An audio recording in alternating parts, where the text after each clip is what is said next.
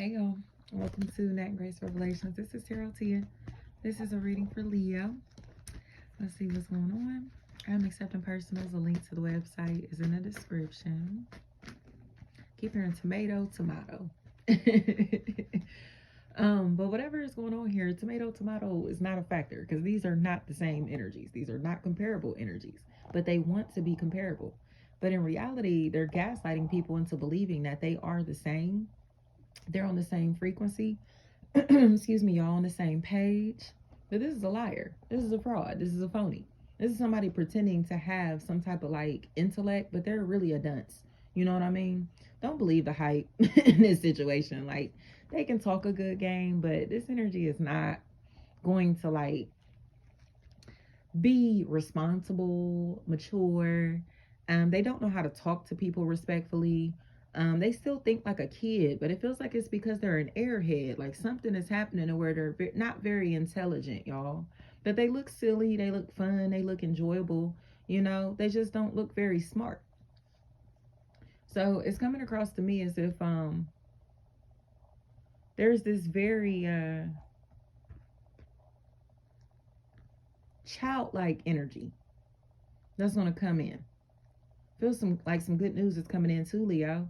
But this is good news that you aren't supposed to share with other people, or a blessing that you aren't supposed to share with anybody. Especially if this is going to help you like pay off some type of debt or put yourself in a position to where you can kind of feel like you've recovered from some type of losses, like almost like you've recharged your batteries, but this energy is being you're being called to save that energy for yourself, not necessarily distribute it to other people or use it um, in ways that are beneficial for others. This is about focusing on yourself right now. And others will try to like call you boring or say like you're being cheap or you don't want to hang out or like you're not being fun anymore. But you're being fun. It just feels like you're being fun in a mature manner.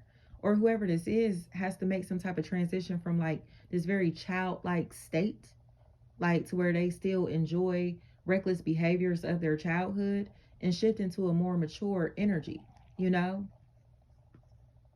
More may be a factor in this equation.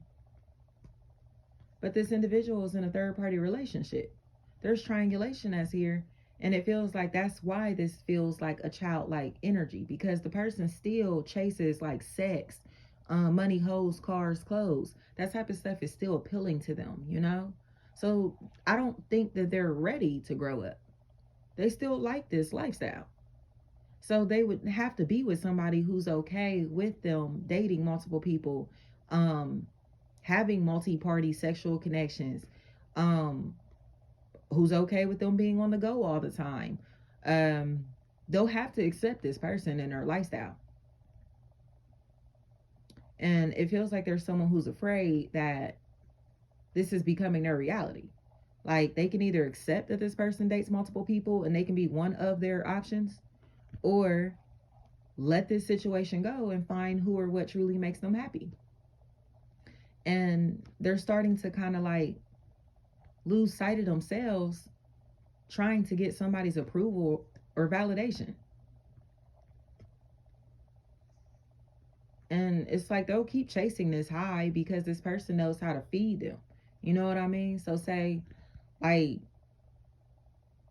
I don't know, this is pimp shit, y'all, like on some real shit, like this pimp shit. Like they giving them this good and then they take it away from them. You get what I'm saying? They're giving them all this energy and they ain't never gonna be able to get it again. So it's like, but why not though? And the curiosity of this human nature here starts making them crave this entity or this person that they cannot have. This is pimp shit, y'all. So it's like, whoever this is player as hell. They a pimp, and that's how they keep people in their pocket. All right, put it in my pocket. I can't make this up. That's how they keep people in their pocket, because they know that their sex is good. And they don't have to like, they don't communicate with these people very often. But when they do, or when they pull up, or when they pop out, it's on and popping. You get what I'm saying?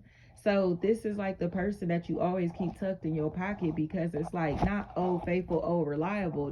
This is like the best thing smoking. But it's kind of like you could OD on this shit. You know what I mean? So it say if it's somebody that you really like having sex with, you really like connecting with, it can turn into a lot. Okay? Like, and this person looks like they're still in a relationship or connected to something or someone, that to where they cannot just have an open affair or relationship with this person. But this is where they want to be. This is who they like. This is at least who they like having sex with.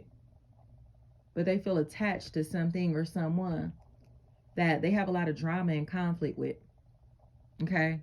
So it feels like somebody who's constantly fighting somebody that they've chosen, and they're fantasizing about someone that they have a lot of fun with, a great sex life with. They miss this person. They miss this energy, possibly miss their sex. They miss them, you know? And that's what's kind of making them want this even more, is because it's like they know where they are now. It's not fitting for who they are, who they've grown into, or the lifestyle that they want. Didn't I say that? Like, this person is going to get cheated on. I'm just going to lay that out. This person is going to get cheated on. This person is not going to commit. They're going to talk to multiple people. They're going to kind of just explore their options, keep their options open, but they're keeping their options open because they know this connection here is not satisfying them, you know? So it just feels like somebody is kind of like has to decide whether they want to cut this person off, or if they want to be a part of the multi-party sexual connections, or just a friend. You know, like, do you want to keep getting treated like just a friend, or do you want to get friend zoned or whatever, or do you want somebody that's going to love you, somebody that's going to care about you, somebody that's actually going to embrace you, you know? And or do you want a serial cheater? Do you want to constantly share your man or your woman with other people? Or do you want somebody that's only for you? You get what I'm saying? This is a choice that this person has to make, y'all. Because this other party here, they're not about to change. They're never going to change. And it doesn't look like a negative thing. It just seems like they have to find somebody who's actually into the lifestyle that they live. So if they're not as freaky as them, they need to move on and find somebody that they really like. Because that seems like a problem here too. This person ain't freaky enough. And they want to be very, very kinky or have a lot of fun.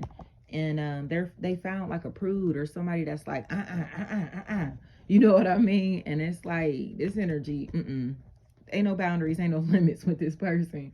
And that's what they like, you know? And it doesn't feel like just, when I say reckless, it doesn't feel like just like off the chain shit. It just feels like off the chain sex. You get what I'm saying? Like I said, it's fire. So it seems difficult to like find anything or anyone else that can kind of satisfy them. Thank you so much.